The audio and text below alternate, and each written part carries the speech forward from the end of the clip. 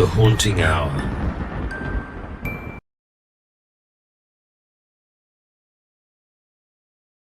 There are 3 rules every curse collector knows. Never work after midnight, never accept gifts from the dead, and never, under any circumstances, open a box that hums. My grandmother broke all 3 rules on October 31st, 2023. They found her body in the gallery, frozen in a silent scream, her fingers bloody from clawing at her ears. The official cause of death was cardiac arrest, but I know better. Because in her final moments, she managed to write 7 words in her journal. The music box is hungry, don't let it sing. Now I hear it too. That melody, that impossible melody, and it's getting louder.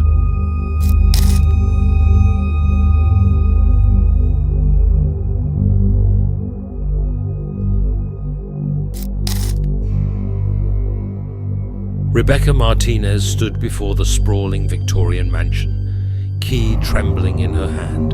The late afternoon sun cast long shadows through the iron gates, making the house look like it was wearing a cage of darkness. Her grandmother's lawyer had been clear. She had 30 days to catalogue the entire collection before the house would be sold, with all proceeds going to various charities. What am I supposed to do with a house full of cursed objects? She had asked him. The lawyer had adjusted his wire-rimmed glasses. Your grandmother was an acclaimed anthropologist and collector of folk artifacts, Miss Martinez. I'm sure the term cursed is merely academic nomenclature. Now standing before the house she'd only visited twice as a child, Rebecca wasn't so sure. Every window seemed to watch her, and the Victorian architectural flourishes resembled teeth in a hungry mouth. The key turned with surprising ease, as if the house had been waiting for her. The foyer opened into what her grandmother had called the gallery, a massive room that stretched the entire length of the house. Display cases lined every wall, filled with artifacts from around the world. Rebecca recognized some from her childhood visits: the cracked mirror from a Salem witch's house, the wooden idol from Papua New Guinea, the collection of Victorian mourning jewellery made from human hair. But it was the newest addition that caught her eye. In the centre of the room stood a glass case she'd never seen before. Inside was a simple wooden box, small enough to fit in her palm. The placard read, "The Merchant's Music Box, acquired 2023. Origin, unknown warning. Do not open." Rebecca checked her grandmother's final journal entry. October 31st, 2023. The merchant finally agreed to sell. Cost greater than expected. The box must never be opened. The music must never play. They're listening. They're always listening. If you're reading this, Rebecca, remember what I taught you. Some doors are locked for a reason. As darkness fell, Rebecca set up her laptop in the gallery to begin cataloguing. The house's electricity was unreliable. Her grandmother had always preferred candlelight anyway. She placed lanterns around her workspace, creating a small island of light in the ocean of shadows. The cataloguing went smoothly until midnight. That's when she heard it, a faint melody, like a music box playing from very far away. It seemed to come from everywhere and nowhere at once. The tune was familiar somehow, tickling the edges of her memory. A lullaby, a nursery rhyme. She found herself humming, along without knowing the words. That's when she noticed her reflection in one of the display cases. She was smiling, a wide, unnatural smile she had no memory of making. Behind her reflection, in the darkness of the gallery, something moved.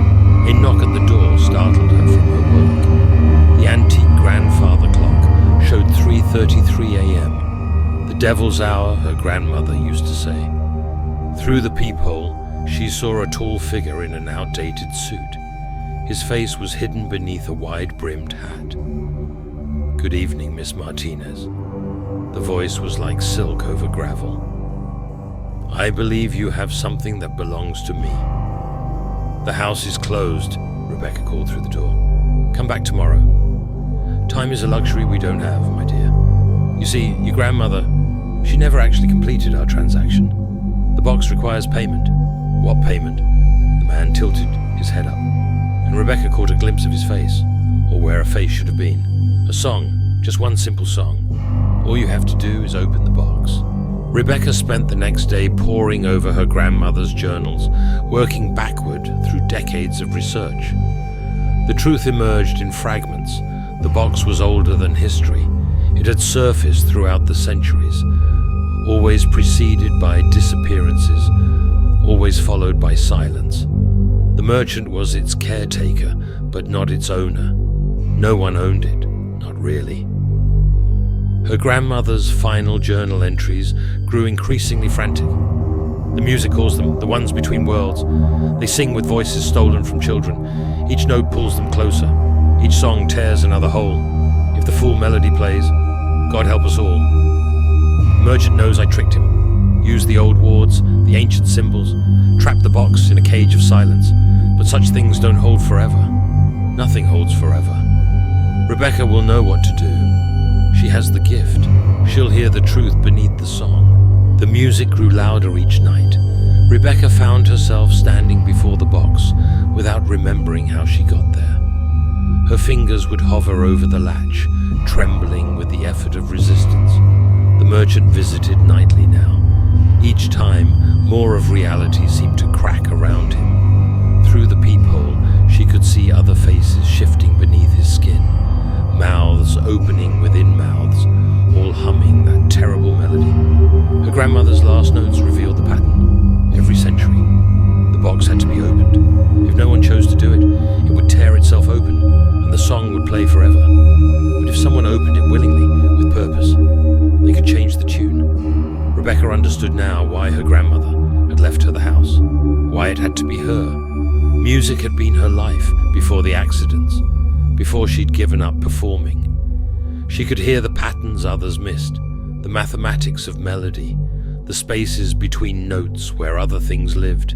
On the seventh night, Rebecca set her stage. She arranged her grandmother's artifacts in a precise pattern, a symphony of symbolism, a cage built of belief in history and power. She opened the box. The merchant materialized instantly, but the wards held him back. The thing that came out of the box wasn't music. It was anti-music, the sound of harmony unraveling. Reality rippled like water around it. But Rebecca was ready. She'd spent her life studying music theory, understanding the architecture of sound. Where the box played discord, she sang harmony.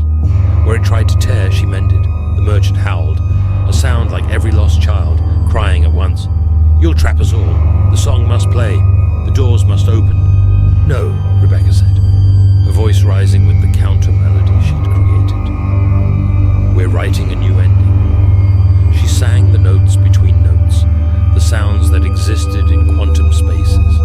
The box fought her, trying to drag her into its rhythm. In the darkness around them, things with too many eyes and too many mouths scratched at the barriers of reality. But Rebecca had learned from her grandmother's research. Every culture had songs of banishment.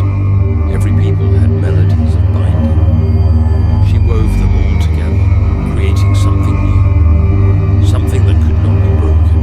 The box shuddered. The merchant's form collapsed in on itself like paper in flame. And in one final perfect note, Rebecca sealed them away.